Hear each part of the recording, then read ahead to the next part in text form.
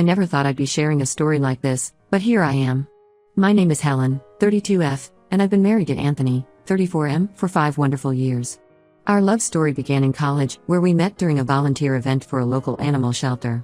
Anthony was the quiet, thoughtful type who surprised me with his dry wit and kind heart. I was immediately drawn to him, and after a few months of friendship, we started dating. After graduation, we both landed jobs in our hometown, Anthony as a software engineer and me as a high school English teacher.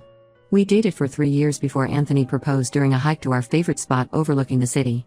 It was simple, intimate, and perfectly us. We got married a year later in a small ceremony surrounded by our closest friends and family. Our marriage has always been built on trust, love, and mutual respect. We've had our ups and downs, like any couple, but we've always faced challenges together. We don't have kids yet, but we've been talking about starting a family soon. Anthony's been putting in extra hours at work, hoping for a promotion that would give us more financial stability before we take that next step. Last week was our 5th wedding anniversary, and we decided to celebrate by hosting a small dinner party at our home. We invited about 15 of our closest friends and family members. Among the guests was my best friend since college, Caroline, 31F. Caroline and I have a long history together. We met on our first day of college when we were assigned as roommates. We hit it off immediately, bonding over our shared love of classic literature and terrible reality TV shows. She was there for me through my first heartbreak, celebrated with me when I got my teaching job, and was my maid of honor at my wedding. Caroline works as a graphic designer and has always been the more outgoing and adventurous one in our friendship. Caroline has been single for the past year, having gone through a messy breakup with her long-term boyfriend. She's been struggling with it, often telling me how much she envies my relationship with Anthony.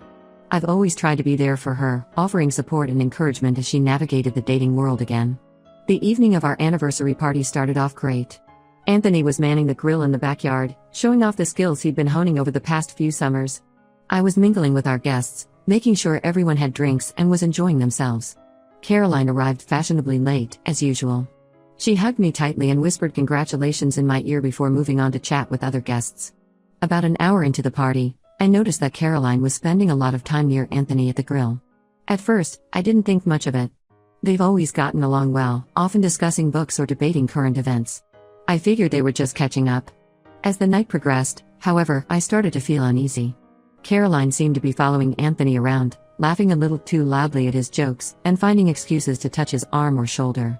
I tried to brush it off, telling myself I was just being paranoid.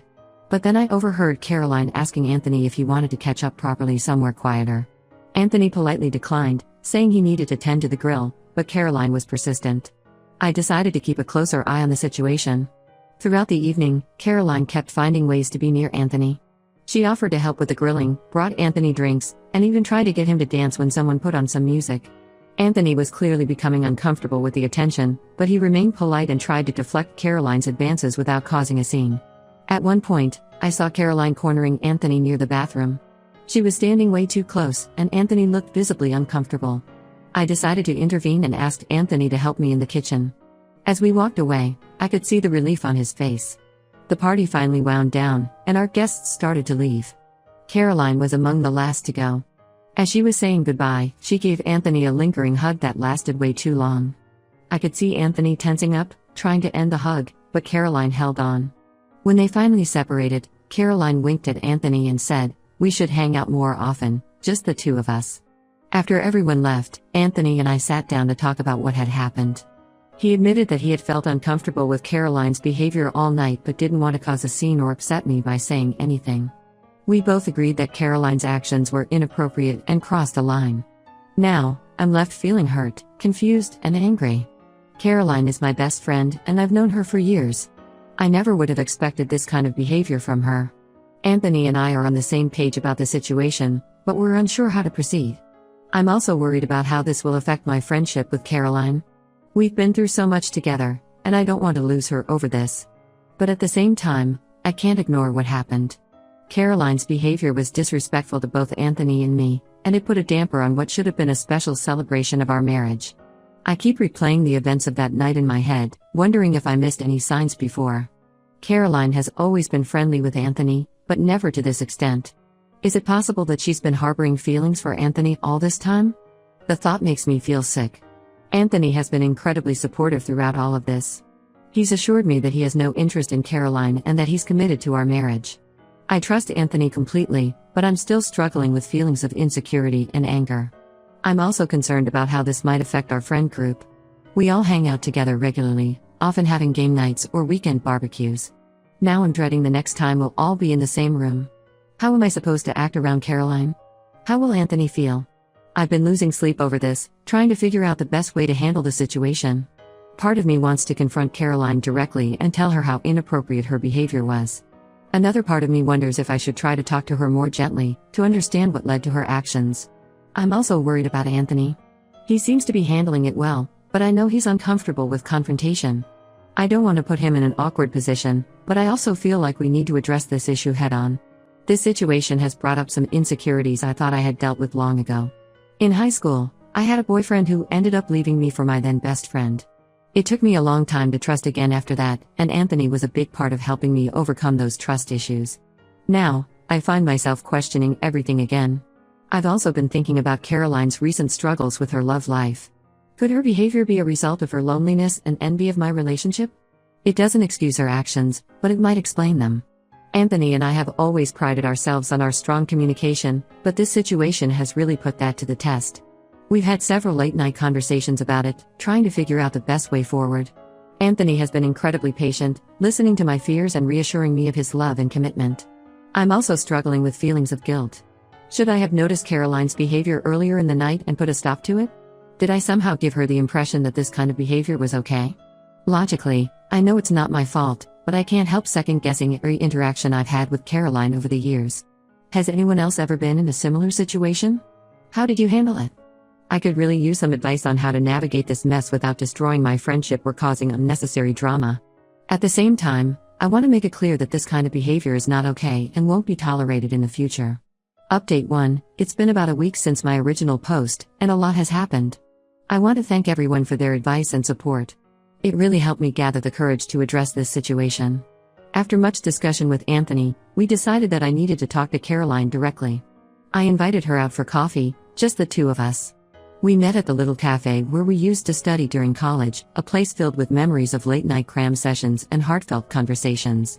As soon as Caroline walked in, I could tell she sensed something was off. We've always been able to read each other well, a skill honed over years of friendship.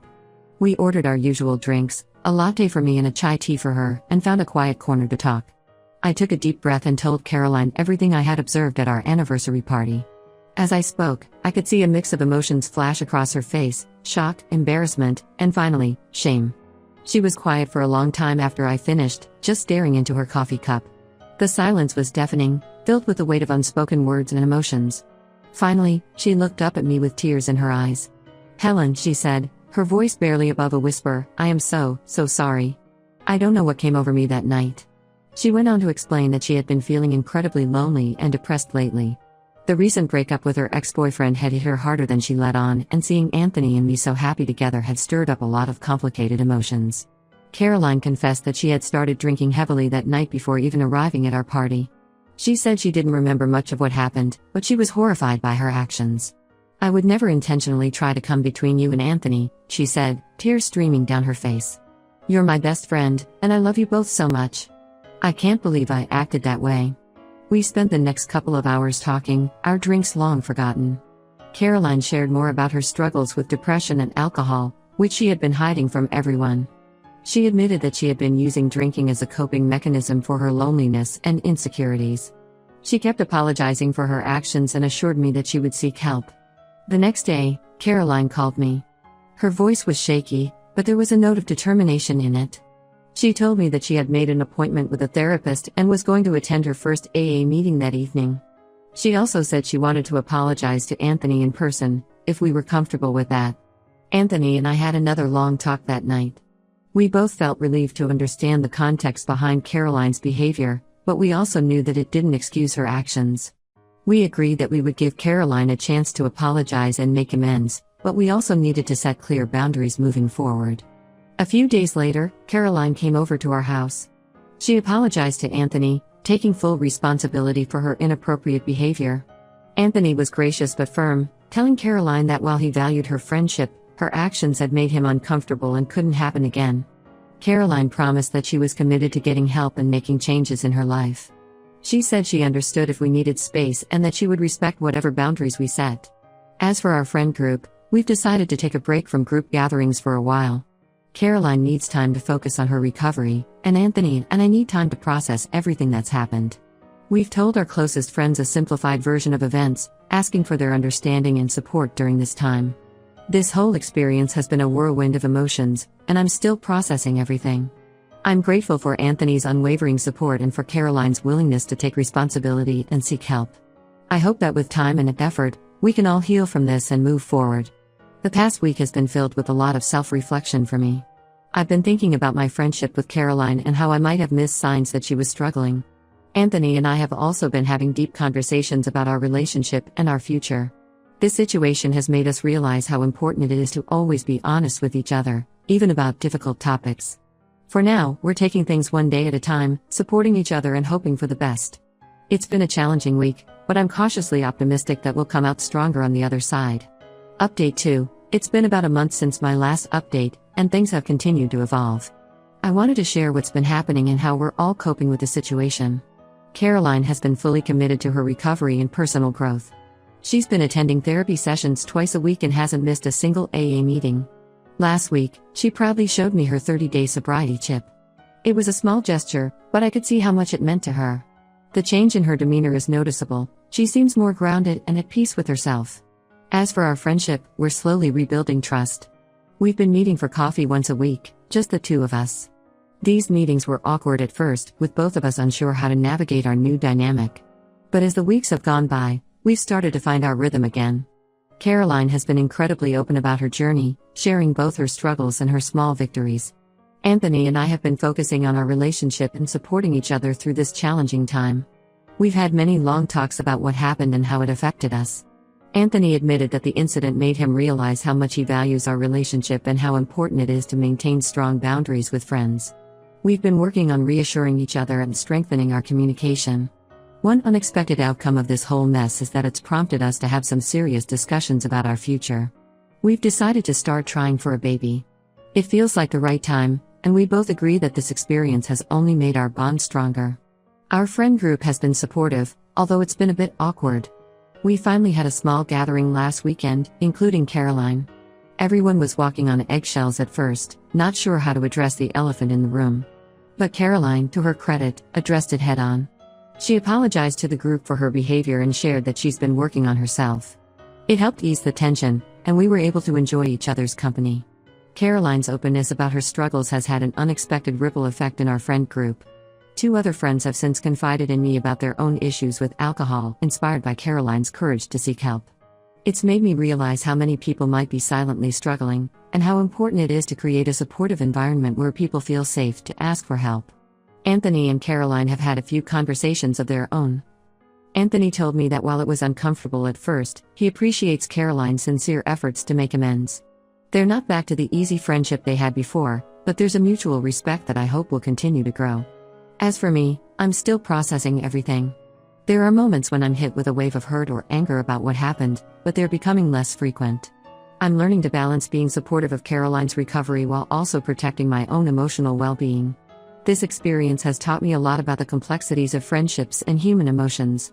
I've learned that sometimes the people closest to us can surprise us in both good and bad ways. I've also learned the importance of setting clear boundaries and communicating openly, even when it's uncomfortable.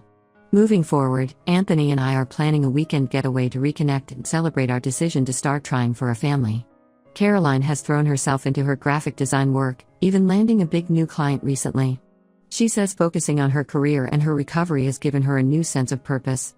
While this whole situation has been challenging, I'm cautiously optimistic about the future. We're all taking it one day at a time, supporting each other, and working towards healing and growth. It's not always easy, but I believe we're on the right path. Update 3. It's been 6 months since this whole ordeal began, and I wanted to give one final update on how things have turned out for everyone involved. Anthony and I are thrilled to share that I'm now 3 months pregnant.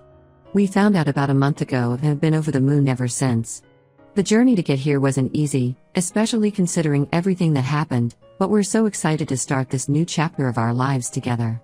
We decided to have a small gathering to announce the pregnancy to our closest friends, including Caroline. It was a beautiful moment, filled with joy and tears, mostly happy ones, and some hormone-induced ones on my part. Caroline's reaction was particularly touching. She hugged us both tightly and whispered how happy she was for us. I could see in her eyes that her happiness was genuine, without a trace of the envy or resentment that might have been there 6 months ago. Speaking of Caroline, she's made remarkable progress. She recently celebrated 6 months of sobriety, and the change in her is astounding. She's more confident, grounded, and genuinely happy than I've seen her in years. Her commitment to therapy and AA has paid off, and she's become an inspiration to others in our friend group who are struggling with similar issues. Caroline has also thrown herself into her career with renewed vigor. She recently started her own graphic design business and is already gaining a reputation for her innovative work. She told me that focusing on her passion and her recovery has given her a sense of purpose she never had before. What's been most heartening is seeing the evolution of Caroline's relationships, not just with Anthony and me, but with herself. She's learned to be comfortable being single and has stopped defining her worth by her relationship status. She's even started mentoring other women in her AA group, sharing her story to help others on their journey to recovery. Anthony and Caroline have managed to rebuild a friendship, albeit one that looks different from before. There's a new level of respect between them, born from the difficult conversations and hard work it took to move past what happened. They're not as close as they once were, but there's a genuine warmth in their interactions now. As for Anthony and me, this experience has ultimately strengthened our relationship. We've learned the importance of clear communication and setting boundaries, not just with others but with each other. We've started a tradition of monthly check-ins where we discuss any concerns or feelings we've been having, ensuring we're always on the same page. Our friend group has largely returned to normal, though there's definitely been a shift in dynamics. We're all more open with each other now, more willing to discuss difficult topics and support each other through challenges. In a way, this experience has brought us all closer together. Looking back, I'm amazed at how much has changed in just 6 months. While I wouldn't wish this experience on anyone, I can see now how it's led to growth and positive changes for all of us. It's taught us the importance of honesty, both with ourselves and with others. It's shown us the strength of true friendships and the resilience of the human spirit. As we move forward, I'm filled with hope for the future. For Anthony and me as we prepare to become parents, for Caroline as she continues her journey of self-discovery and growth, and for our friendships which have weathered this storm and come out stronger.